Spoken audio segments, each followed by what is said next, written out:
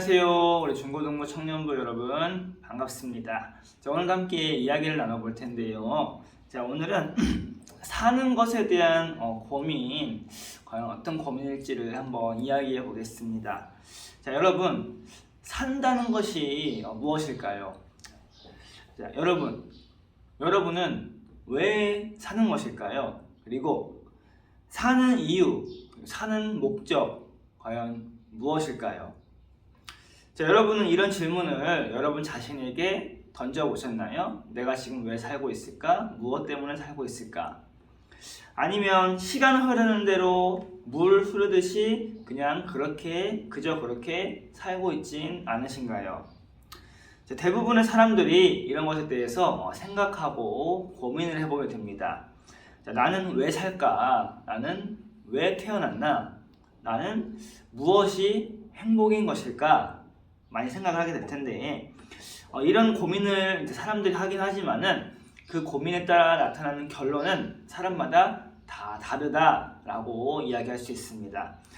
자, 인생의 목적은 대부분이 내 행복을 위해 산다라고 말을 하겠죠. 내 인생의 목적은 내가 행복하기 위해 사는 거야 라고 말할 텐데, 그런데 그 행복을 얻는 요소가 다르기 때문에 사람마다 그 대답이 다르게 나타난다 이렇게 말할 수 있습니다. 자, 일반 사람들과는 다르게 지금 이 영상을 보고 있는 여러분들은 그리스도인이다 라고 말할 수 있는데, 예수님을 믿고 또 예수님을 따르기로 한 여러분들이죠. 그렇기에 일반 사람들과는 이 고민하는 부분이 조금은 다를 수밖에 없어요. 자, 나는 그리스도인이라고 하는데 나는 과연 무엇을 위해 살아야 할까? 그리스도인으로서 참 행복한 인생을 살기 위해서는 어떻게 해야 될까? 이런 것들을 고민하는 것이죠. 자, 그런데 이 고민에 대한 답은 이미 정해져 있다라고 말할 수 있습니다. 자, 세상 사람들에게는 이 고민에 대해서 답이 없어요. 도대체 어떻게 사는 것이 행복한 것일까? 답을 낼 수가 없습니다.